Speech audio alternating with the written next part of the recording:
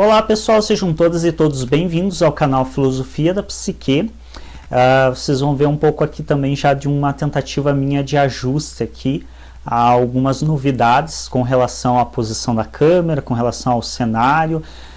Estou tentando fazer algumas mudanças aqui dentro das minhas possibilidades, tanto financeiras quanto por causa da quarentena.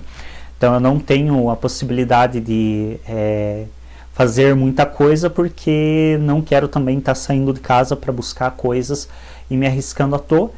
Estou testando algumas novidades aqui, já dei uma olhada nessa posição de câmera, gostei da posição de câmera, mas infelizmente a luz ainda está um pouco descompassada, ainda está fazendo muita sombra em lugares que não gosto muito, tem uma sombra atrás, mas enfim, vou tentar resolver isso para os próximos dias, vou estar fazendo novos refletores aqui, trabalhando com a luz de uma maneira diferenciada. Mas para testar, nada melhor do que trazer um vídeo para vocês, não é? Até mesmo porque eu ando deixando o canal um pouquinho de lado, ando gravando pouco para vocês, material, conteúdo. Eu acredito que por mais que existam algumas coisas atuais que andam me desanimando bastante com relação ao nosso país, ainda assim é mais do que importante a gente estar batalhando pelo conhecimento e estar buscando divulgar, estar buscando melhorar a qualidade de conhecimento da nossa população. Também estou testando um microfone novo direto no computador, então a câmera talvez não tenha a mesma qualidade que costumeiramente eu utilizo a câmera do celular, e o som também vocês podem notar uma diferença, talvez um som um pouco mais abafado. Mas são testes que eu estou fazendo e queria aproveitar esse momento, além de estar compartilhando esse espaço com vocês, de estar pesquisando um pouco melhor como controlar essa situação, como mudar esse aspecto do nosso canal. Também queria estar compartilhando com vocês um pouco a respeito de leitura. Afinal, nunca foi tão importante ler, com toda a situação que nós estamos tendo, toda essa história, principalmente de notícias falsas que são compartilhadas na internet. A internet, ela possibilita, infelizmente, ela tem sempre os dois lados, né? Ela possibilitou, então, uma divulgação de conhecimento gratuito muito grande. Ela possibilitou que pessoas que até então não tivessem voz, tenham voz agora com a internet e possam ser ouvidas por muitas outras pessoas, mas infelizmente ela também talvez não tenha preparado adequadamente as pessoas para usarem essa voz que elas têm agora. E aí se divulgam notícias falsas, se criam calúnias, se fazem assim coisas absurdas.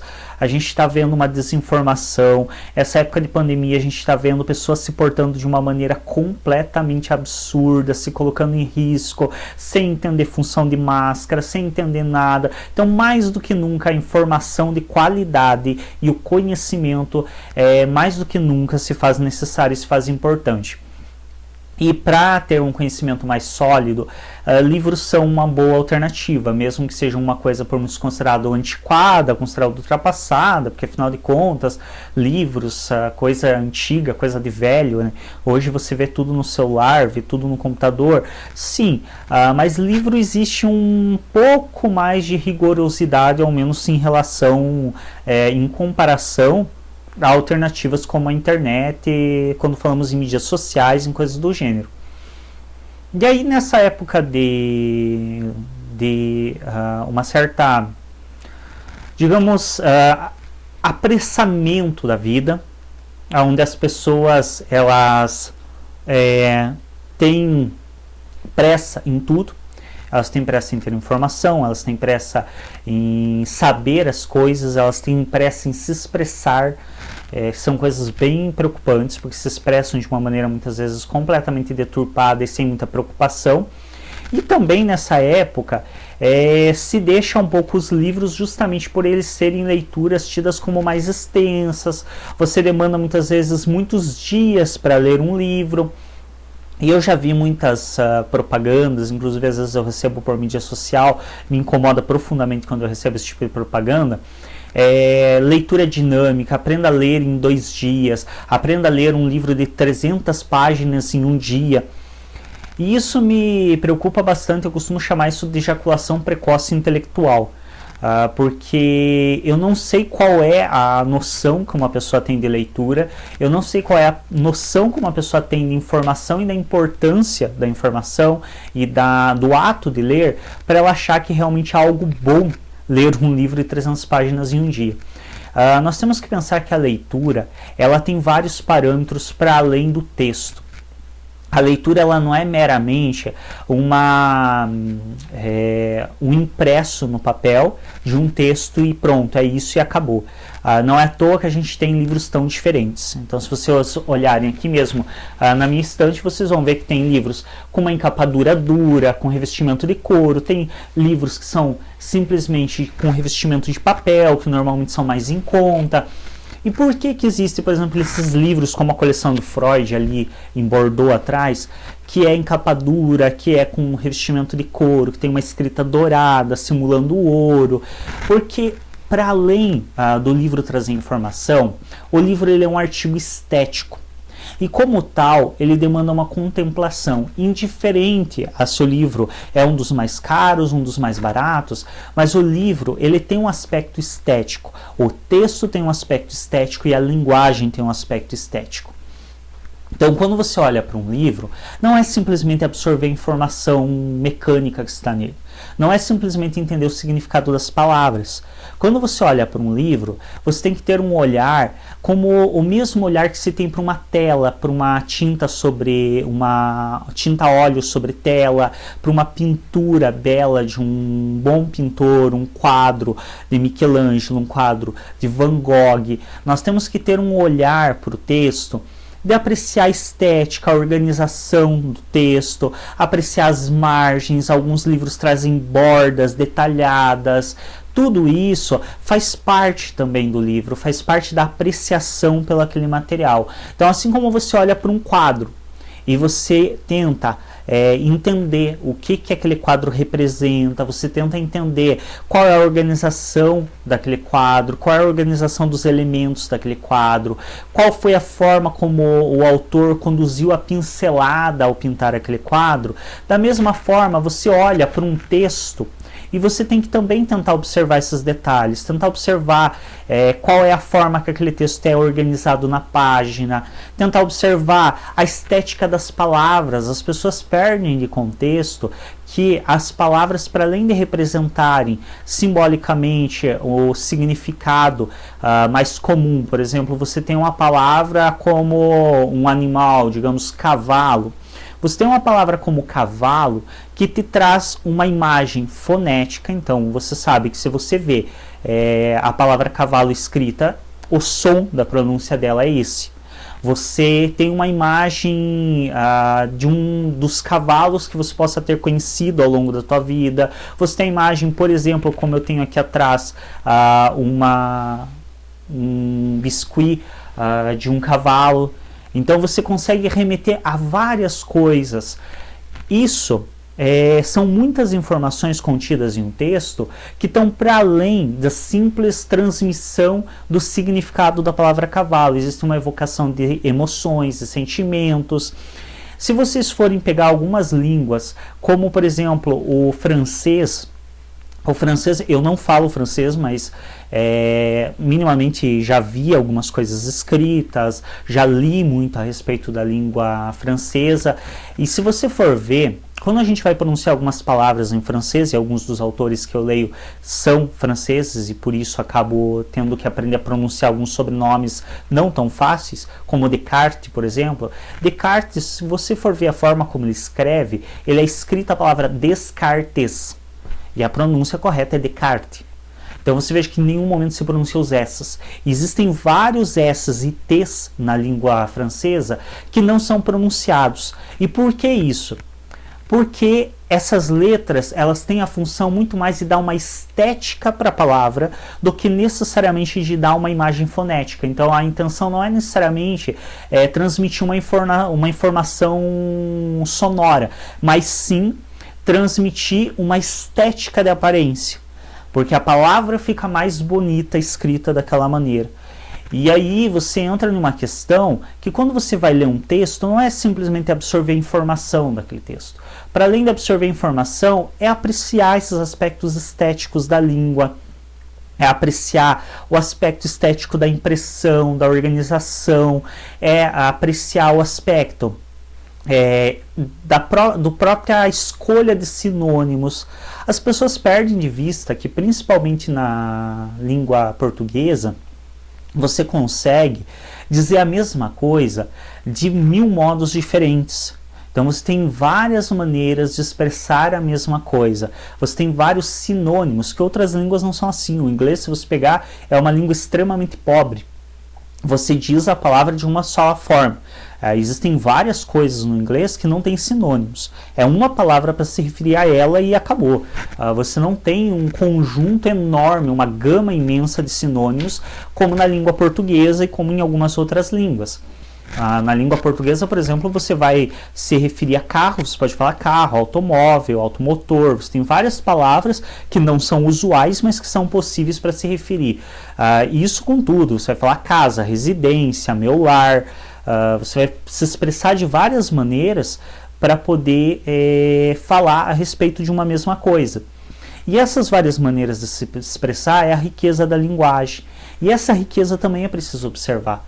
É preciso ter uma atenção quando se está lendo a escolha de palavras que o autor fez, a ter uma noção um pouco maior, por exemplo, conhecer o contexto social desse autor, conhecer o contexto sociopolítico desse autor, para entender por que muitas vezes ele escolheu essa ou aquela palavra, para entender por que muitas vezes alguns autores, como é o caso de José Saramago, que é um autor que eu aprecio muito da literatura portuguesa, por que, por exemplo, ele pedia para que os seus textos não fossem traduzidos para o português brasileiro, por que ele pedia para que fossem mantidos no português de Portugal, por que ele escolhe alguns jogos textuais, como por exemplo não colocar nomes nos personagens dele.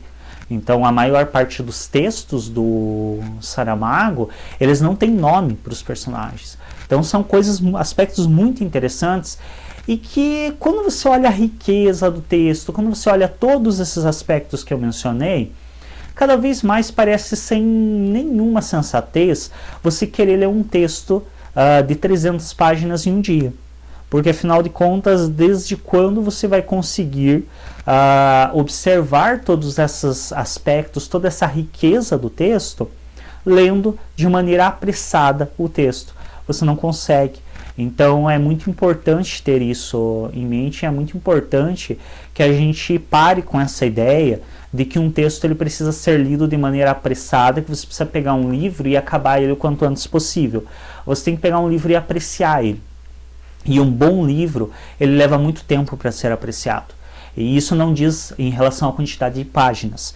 Por exemplo, para ler Grande Sertão Veredas do Guimarães Rosa, eu levei 30 dias para ler, só lendo ele. Eu não estava lendo nenhuma outra leitura, porque é um livro de 600 páginas. Se eu não me engano, são 600 páginas. É um livro bastante extenso.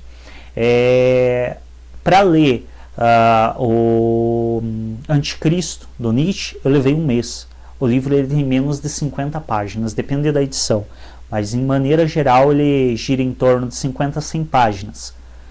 Sim, ele é extremamente menor do que o Guimarães Rosa, mas é uma linguagem um pouco mais densa, demanda você refletir a respeito da leitura. Então eu li em torno de uma página por dia do Anticristo, porque eu precisava processar as informações, eu precisava ter um entendimento melhor a respeito do que eu estava lendo. Não basta ler, é preciso compreender o que se lê, é preciso se evocar memórias, é preciso se refletir a respeito de como aquilo toca a sua vida.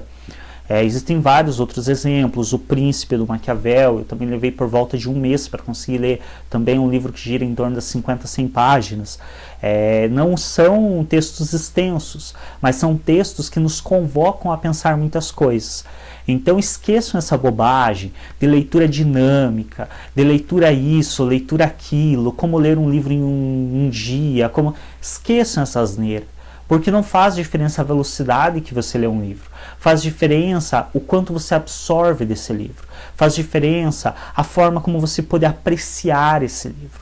Faz diferença se daqui a um mês você vai lembrar aspectos desse livro. Por exemplo, eu li Guimarães Rosa em um mês, mas eu me recordo dos personagens, eu me recordo dos passeios a cavalo, eu me recordo das aventuras que o Riobaldo passa durante os seus durante as suas narrativas, e fazem o que?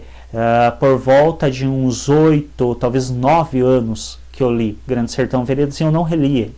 Eu li ele uma única vez, em torno de uns 9 anos atrás, e eu ainda lembro dos personagens, eu lembro do contexto. Claro que eu não lembro dos mínimos detalhes, mas eu lembro do final maravilhoso que Guimarães Rosa dá para aquele livro. É um final absurdo, é um final assim que te mexe contigo de uma maneira impressionante.